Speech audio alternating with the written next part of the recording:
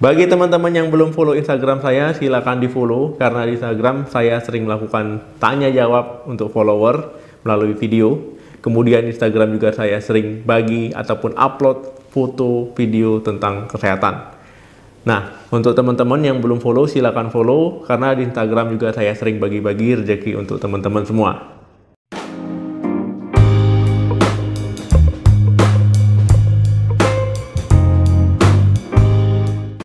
Halo, assalamualaikum warahmatullahi wabarakatuh. Balik lagi di channel saya. Semoga teman-teman semua selalu dalam keadaan sehat. Teman-teman, ya bagi penderita diabetes, gula darah terkendali, gula darah yang terkontrol itu adalah cita-cita ataupun tujuan ya. Nah, kalau seandainya gula darah terlalu tinggi, ya ini tidak baik untuk kesehatan karena bisa menimbulkan komplikasi. Nah, sedangkan gula darah yang terlalu rendah juga tidak baik untuk kesehatan. Jadi yang baik adalah gula darah terkontrol, terkendali, ataupun dalam batas normal. Jadi pada video kali ini kita akan membahas cara mengontrol kadar gula darah bagi penderita diabetes ataupun kencing manis ya agar terkendali. Nah teman-teman ya diabetes mellitus itu tidak bisa disembuhkan. Nah, tetapi teman-teman masih bisa beraktivitas seperti biasa, ya, melakukan kegiatan hari-hari seperti biasa, ya, seperti layaknya orang non-diabetes. Nah, kuncinya adalah dengan cara kita mengontrol gula darah supaya gula darah dalam batas normal. Jadi ada beberapa cara supaya teman-teman bisa mengontrol kadar gula darah, ya, bagi penderita diabetes ataupun kencing manis. Di antaranya yang pertama adalah mengatur porsi makan. Nah, jadi porsi makan ini merupakan cara kita mengontrol kadar gula darah. Nah, porsi makannya bagaimana? Ya, pertama teman-teman lihat ya komposisi makanan. Kalau seandainya teman-teman membeli makanan kemasan, lihat di belakang itu. Kemudian yang kedua, makan secara perlahan. Nah, jadi teman-teman diharapkan mengunyahnya lama-lama, pelan-pelan ya. Jangan terburu-buru. Nah, kemudian yang ketiga, kalau seandainya teman-teman makan di luar, hindari makan tempat makan yang menyediakan makan sepuasnya. Misalkan teman-teman makan sepuasnya, ambil sendiri sampai kenyang, itu tidak boleh.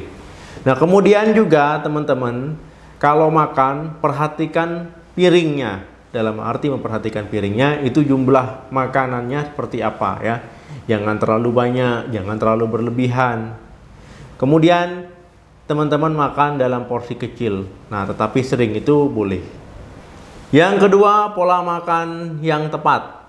Nah, teman-teman, pola makan itu memegang peranan penting juga dalam mengontrol kadar gula darah teman-teman. Ya, teman-teman diharapkan tidak mengkonsumsi makanan dengan kadar indeks glikemik yang tinggi, lemak yang tinggi, kalori yang tinggi. Kemudian hindarilah karbohidrat sederhana. Kemudian teman-teman jangan mengkonsumsi makanan cepat saji, ya, minuman bersoda, minuman kemasan, ataupun minuman dengan tambahan gula. Ya, ini sangat penting. Nah, teman-teman, kalau bisa mulai saat ini teman-teman makan dengan gizi seimbang. Karbohidrat kompleks, protein, lemak sehat, ya, vitamin dan mineral dari sayur dan buah-buahan. Yang ketiga, olahraga secara teratur. Nah, teman-teman, ya, dengan teman-teman melakukan olahraga, nah ini akan membuat tubuh itu sel-selnya itu sensitif terhadap insulin. Nah, jadi terhindar dari resistensi insulin. Nah, kemudian olahraga yang disarankan itu 30 menit ya dalam waktu sesi olahraga. Kalau bisa dilakukan 5 kali dalam seminggu ataupun 150 menit dalam seminggu. Kemudian pilihlah olahraga yang tidak terlalu berat ya, jangan teman-teman memilih olahraga yang berat ya akhirnya cedera, terlalu kelelahan, ini juga nggak bagus. Nah, kemudian sebelum olahraga teman-teman cek dulu kadar gula darahnya, takutnya nanti gula darahnya terlalu rendah, misalkan di bawah 70 itu nggak boleh ya, nanti malah pingsan. Nah, kemudian misalkan kadar gula darahnya di atas 200 juga itu tidak boleh. Nah, jadi memang kalau bisa dicek terlebih dahulu ya sebelum teman-teman melakukan olahraga. Yang keempat, cukup istirahat ataupun cukup tidur. Nah, jadi teman-teman ya dalam waktu 1 hari itu diharuskan teman-teman tidurnya 7-9 jam. Ya, kalau nggak bisa itu minimal 6 jam lah ya dalam waktu 1 hari. Nah, teman-teman, kenapa? Ya, kalau seandainya teman-teman kurang tidur, otomatis tubuh kelelahan ya, gampang stres, yaitu faktor resiko ya untuk gula darah meningkat. Nah, kemudian kalau teman-teman kurang tidur, ya biasanya teman-teman akan cenderung makan banyak ya, makan banyak di malam hari, akan cenderung jadi obesitas. Ya, ini malah membuat gula darah makin naik. Jadi cukupilah kebutuhan tidur 7-9 jam. Ya, seminimal-minimalnya itu 6 jam dalam waktu 1 hari. Yang kelima, kelola stres. Nah, jadi teman-teman jangan sampai teman-teman stres, ya, mengalami stres kalau seandainya ada masalah, ada pikiran. Nah, jadi kalau seandainya teman-teman stres, ini akan membuat kortisol dan glukagon itu meningkat. Nah, ini faktor gula darah jadi naik ataupun gula darah jadi tinggi. Nah, jadi teman-teman memang diharuskan untuk mengelola stres, ya, lakukan kegiatan menyenangkan, ya, lakukan olahraga misalkan untuk mengurangi stres. Nah, kemudian bisa juga yoga ataupun menonton televisi ataupun melakukan kegiatan positif lainnya yang bisa mengelola stres teman-teman, ya, yang membuat stres jadi hilang. Nah, jadi memang penting, ya, stres ini tidak boleh dianggap remeh karena bisa mempengaruhi seluruh tubuh kita, ya, termasuk gula darah. Yang keenam, rutin mengecek kadar gula darah. Nah, teman-teman, ya, harus rajin-rajin untuk mengecek kadar gula darah. Ini penting, ya, untuk mengetahui normal atau tidak, tinggi atau tidak, rendah atau tidak kadar gula darah teman-teman. Nah, kalau teman-teman ada uang lebih, ya, belilah cek gula darah portable itu, nanti akan diajarkan sama penjual biasanya, ya, cara penggunaannya, ataupun teman-teman bisa melihat di YouTube, di Google, ya, cara pemakainya. Nah, ini penting teman-teman untuk mengetahui kadar gula darah supaya tahu, ya, respon terhadap pola makan yang sehat bagaimana terhadap gula darah teman-teman, ditambah dengan pengobatan yang sudah teman-teman lakukan, ya. Jadi kalau seandainya kadar gula darah tinggi, berarti kan teman-teman bisa berkonsultasi ke dokter. Dok, saya sudah melakukan pola makan seperti ini, obatnya sudah saya minum teratur, tapi gula darah saya masih seperti ini. Nah, itu penting. Ataupun misalkan pada orang yang menerima insulin juga seperti itu, ya. Pola makan sudah diterapkan sehat, kemudian juga sudah pakai insulin. Nah, jadi tahu respon terhadap pengobatannya bagaimana. Nah, itu penting, ya. Jadi kalau teman-teman mengecek kadar gula darahnya itu harus di bawah 200, ya, untuk gula darah 2 jam habis makan ataupun gula darah sewaktunya juga. Nah, kemudian kalau teman-teman mengecek gula darah di pagi hari ataupun gula darah puasa itu harus di bawah 126.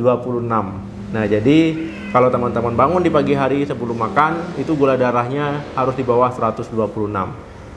Jadi diharapkan, ya, saat teman-teman mengecek kadar gula darah, ya, gula darahnya dalam batas normal. Nah, jadi tahu, ya, penting untuk mengecek kadar gula darah secara rutin.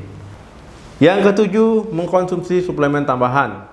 Nah, teman-teman, ya, tujuan mengkonsumsi suplemen tambahan ini agar memenuhi kebutuhan gizi ataupun nutrisi. Ya, kalau seandainya teman-teman dirasa kurang cukup, ya, teman-teman boleh menambah suplemen tambahan. Tetapi kalau dirasa dengan pola makan gizi seimbangnya sudah cukup memenuhi kebutuhan nutrisi, gizi, vitamin, dan lainnya, nah, itu nggak perlu lagi. Nah, tetapi alangkah lebih baiknya teman-teman berkonsultasi dulu ke dokter, ya, dok, saya perlu tidak menambah suplemen. Kalau seandainya dokter menyarankan boleh memakai suplemen ini, ya, konsumsi saja. Tetapi kalau seandainya dokter bilang nggak usah karena sudah dengan pola makan yang sehat, pola hidup yang sehat sudah cukup, itu nggak perlu lagi. Berarti tidak perlu memakai ataupun menambah suplemen tambahan. Oke, teman-teman, melakukan semua hal itu tidak mudah, harus disiplin. Dan yang paling penting adalah support dari anggota keluarga.